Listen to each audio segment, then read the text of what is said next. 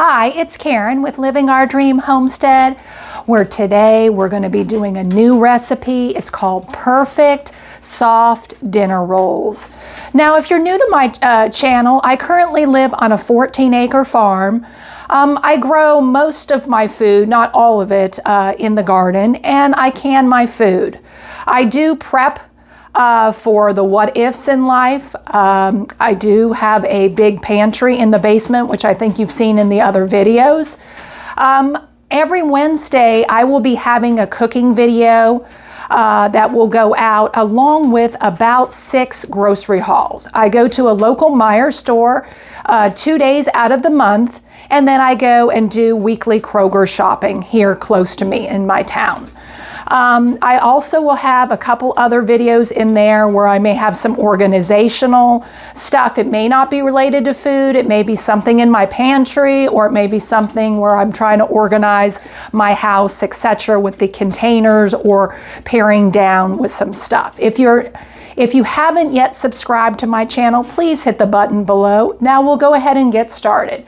First, I took 1 1/4 cups of milk. I am using 2% milk, and I'm gonna go ahead and we're gonna put it on the stove, and we gotta cook it until it gets a little bit warm, but not boiling, just bubbling around the sides. Here's the milk that I have on the stove that we are trying to warm up. As you can see, there's the little bubbles. That means it is definitely warming, and I'm just waiting. There is some steam rising up.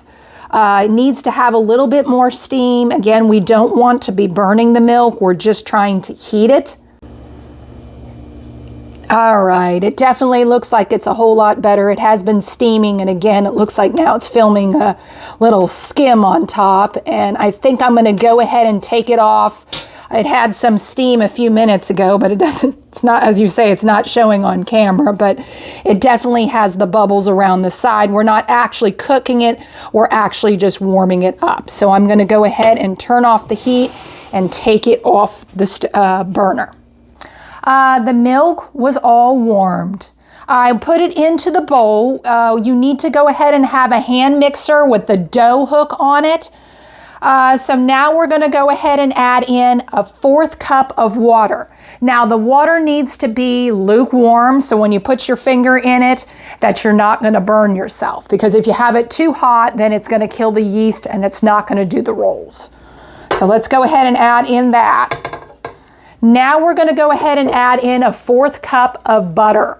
Now this is unsalted butter. It can be melted or it could be softened.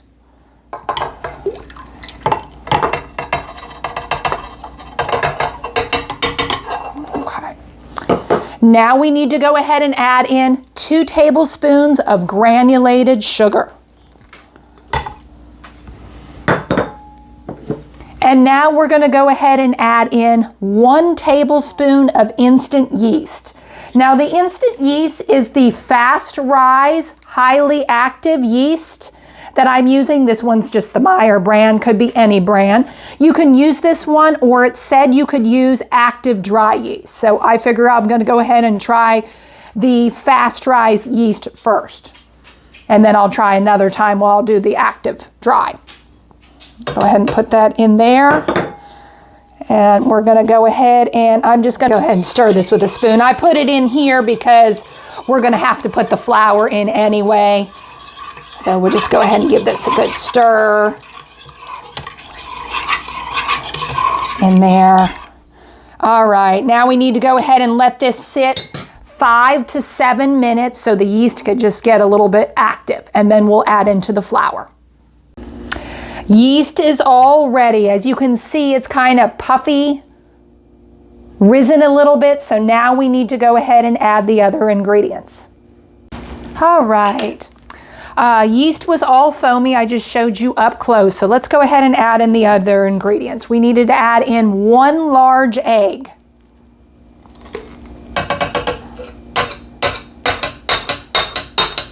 Then we're going to go ahead and add in 1 teaspoon and a quarter.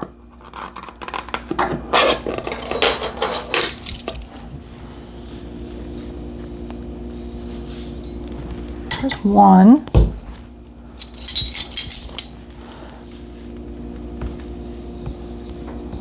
1/4. Alrighty, and now we need to go ahead and add in 3 3/4 cup to 4 cups of flour. So we're going to start out with 3 3/4, just so that way we want to make sure that the dough is pulling away from the sides, and I'll show you up closer in a minute. So first we'll add 1.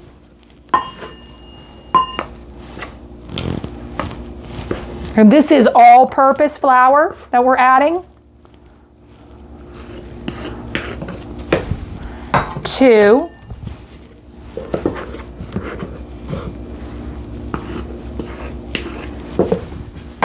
3.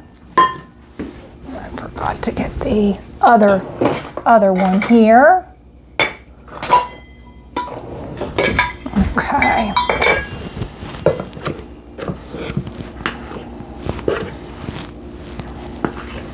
This will be, that's 3 1/2.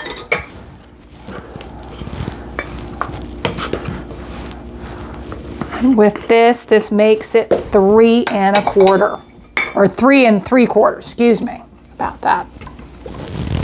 All right, we need to go ahead and turn this on. Okay, this was 3 3/4 cup of flour.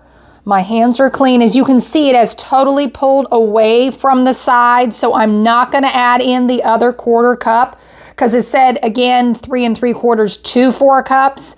It depends on how your dough was, you know, coming off. If it wasn't coming around the sides, then you needed to add more. Now I'm going to go ahead and get this out, and we're going to go ahead and knead it. Okay, I got the dough out of the bowl. It was very, very sticky. So I just lightly got a board, like a wood board, or you could do the countertop.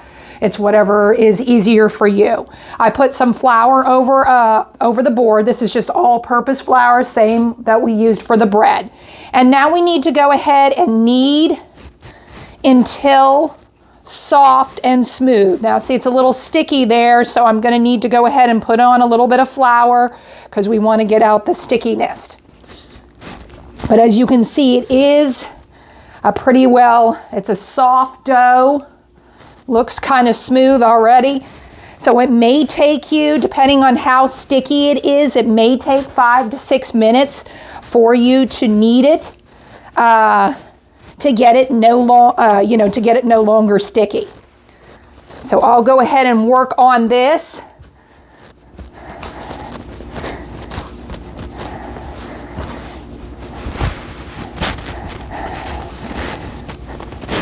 Just a little bit right there.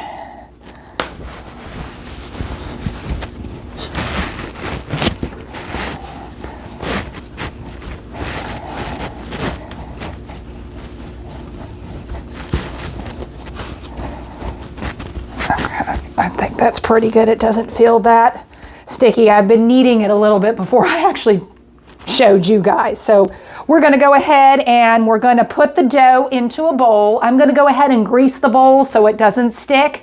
And then we're going to go ahead and we can put like a dish towel over it, or you can even put plastic wrap over the top of it. And we're going to let it sit in a warm place for an hour. I went ahead and just used a spray. You don't have to use olive oil, but maybe like an aerosol or a pump. This is a pump spray.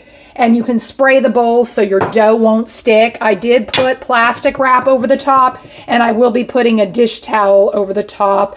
And again, put it in a warm place for at least an hour. It may take a little bit longer if your place is not that warm.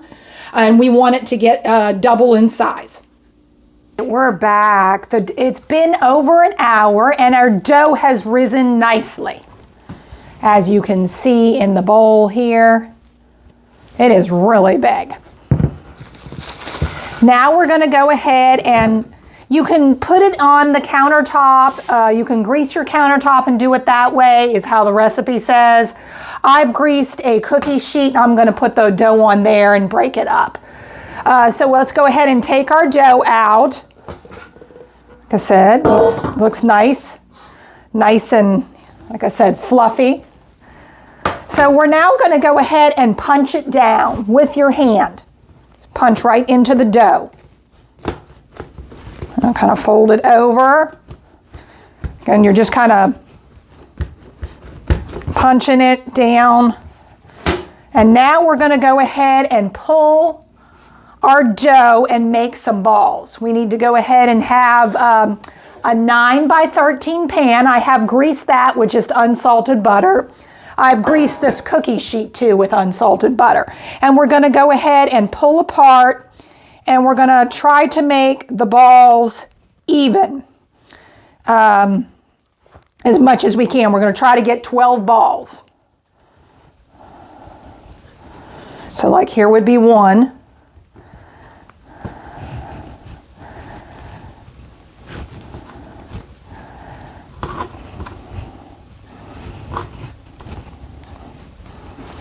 Kind of, again, roll it. That kind of, well, still looks a little bit bigger than the other one. So let's see if I can get a little bit more in there. Roll it like that. Get that one rolled. And then we're going to be putting them in our baking pan. So I'm going to go ahead and put in, I'll do another one. So I'm going to put them about 1/2 inch apart in the pan here, like so. And I'm going to have 4 rows, and we're going to have 3 of each. And then we're going to go ahead and let it rise until it's double. So I'll go ahead and work on this and finish getting the rest of the balls. Here's my 12 rolls. I ended up making them almost medium size, and then I finally tried to get them as close as I can. So I'm going to go ahead and cover this with plastic wrap, and we want to have them rise again so the rolls will look awfully puffy. And I'm going to go ahead and preheat my oven to 375 degrees. The rolls have been sitting and rising for another hour. They definitely look a whole lot bigger. Some of them do look a little bit more fluffier. So now I've got the oven on at 375. I'm going to put them in for 15 to 20 minutes. The rolls are all done. These bake 16 minutes, and you can tell they are definitely a golden brown. Now, if you have a pastry brush, you can go ahead and brush on some butter. I'm just kind of taking the butter here, and I'm just going to let it kind of melt like that. So I'm going to go ahead, and we want to put butter on the tops of them. So I will go ahead and do this all the way onto the rolls.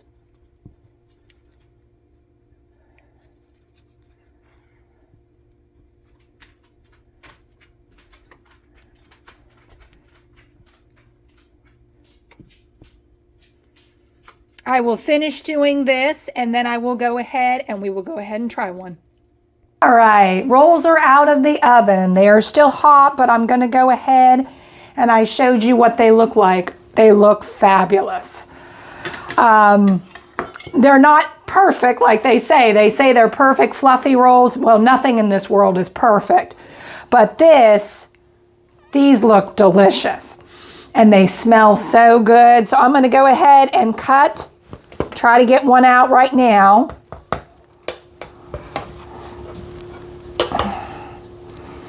Oh, and they are absolutely fluffy. If you can see this, how fluffy they are. Wow. I may never ever buy rolls again. All right, let's go ahead and try this. Now I'm going to go ahead and have mine with butter. You know, hey, some people do use honey, or they even put jam on theirs. But I think it's just best because it's still warm. I mean, like I said, I would touch this, but it's still a little hot. So let's see how they taste. Like I said, they are very, very soft.